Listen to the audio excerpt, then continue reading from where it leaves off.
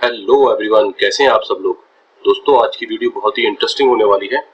आज की वीडियो में हम बात करेंगे कि क्या डिफरेंस है किलोवाट और केवीए में, क्यों मोटर, लाइट बल्ब और जो भी डोमेस्टिक अप्लायंसेस होते हैं इलेक्ट्रिकल के, उनकी रेटिंग किलोवाट या वाट में होती है। वही ट्रांसफार्मर, डीजी, अल्टरनेटर, इन्वर्टर, इन सब की रेटिंग केवीए में होते हैं। तो हम इसके डिफरेंस को समझते हैं, जिससे आप ये को आसानी हो जाएगी किसी भी चीज को समझने में कि इसकी रेटिंग केवीए में क्यों है और इसकी रेटिंग किलोवाट में क्यों है। तो चलिए शुरू करते हैं। सबसे पहले हम बात करते हैं कि types of electrical load. Electrical load कितनी तरह के होते हैं, हमें ये समझना बहुत जरूरी है। केडब्ल्यू और केवीए के बीच के डिफरेंस को समझने के लिए इलेक्ट्रिकल लोड के प्रकार क्या होते हैं। सबसे पहले आते हैं रजिस्टिव लोड। रजिस्टिव लोड वो होते हैं जो इलेक्ट्रिकल एनर्जी को हीट में बदलते हैं, ऊष्मा में बदलते हैं। जब उनको इलेक्ट्रिकल के साथ अटैच किया जाता है तो वो उसको हीट में बदल देते हैं, उस एनर्जी को। जब लाइट बल्ब को हम ऑन करते हैं तो वो इलेक्ट्रिकल एनर्जी हीट में बदल जाती है, रोशनी में आ जाती है। दूसरी चीज होती है इलेक्ट्रिक केटल, जिसमें हम पानी गर्म करते हैं। इसमें भी इलेक्ट्रिकल एनर्जी को हम हीट में बदलते हैं, वो पानी गर्म हो जाता है। टोस्टर, जो से ब्रेड हम लोग गर्म करते हैं, तो क्या होता है, उसके अंदर ब्रेड डालते हैं, थोड़ी देर के बाद वो ब्रेड बाहर आ जाती है सिकने के बाद।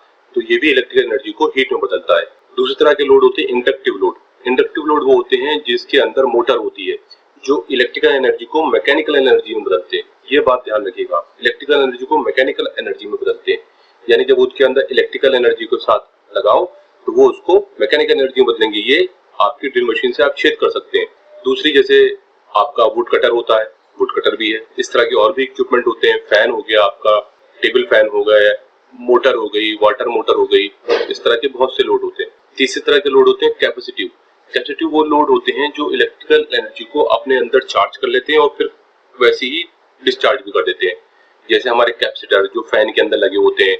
बहुत सी मोटर आती हैं जिनके अंदर कैपेसिटर स्टार्ट होती है मोटर। वो कैपेसिटर बैंक, कुछ यहाँ पे थोड़ा मतभेद है कि ये कैपेसिटिव लोड है नहीं है, लेकिन हमने यहाँ पे इसको दिखाया हुआ है आपको समझाने के लिए सिर्फ, कि कैपेसिटर बैंक को भी हमने कैपेसिटिव लोड माना है, जो एनर्जी को स्टोर करता है फिर डिस्चार्ज करता है। अब हम आगे बढ़ते हैं। अब नेचर ऑफ इलेक्ट्रिकल लोड। अब हमने ये पहले ये समझ लिया कि टाइप ऑफ इलेक्ट्रिकल लोड कितनी तरह के होते हैं, इंडक्टिव लोड, रेजिस्टिव लोड और कैपेसिटिव लोड।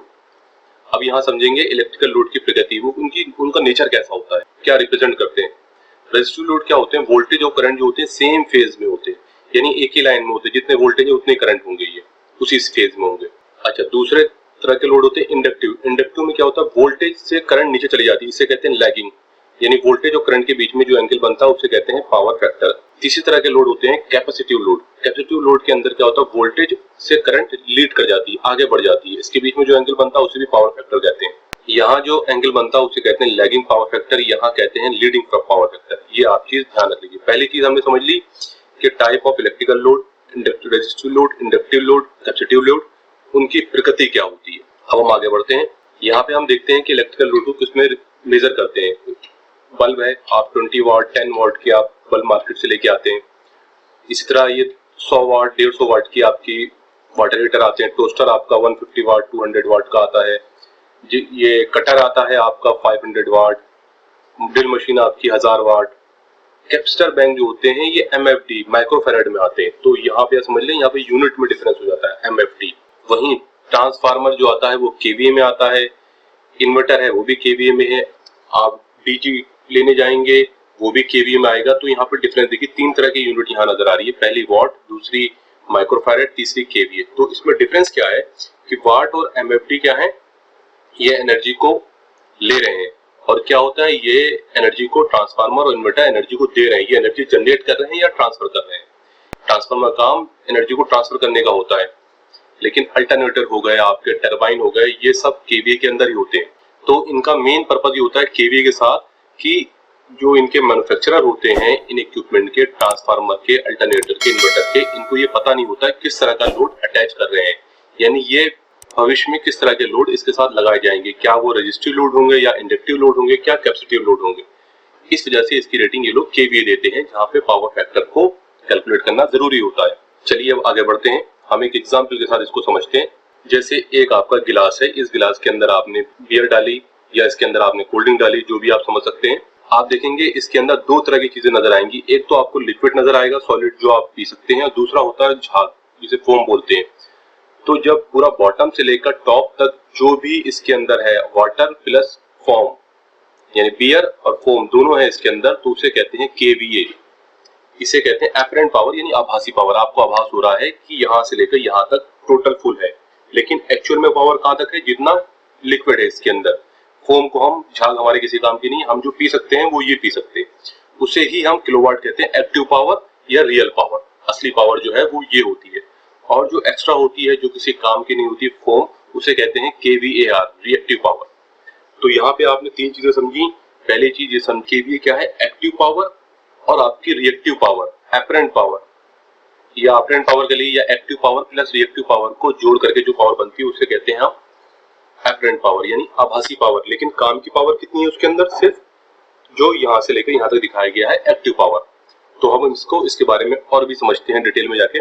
किलोवाट को क्या बोलेंगे? वोल्टेज और करंट को मल्टीप्लाई करके आप किलोवाट निकाल सकते हैं।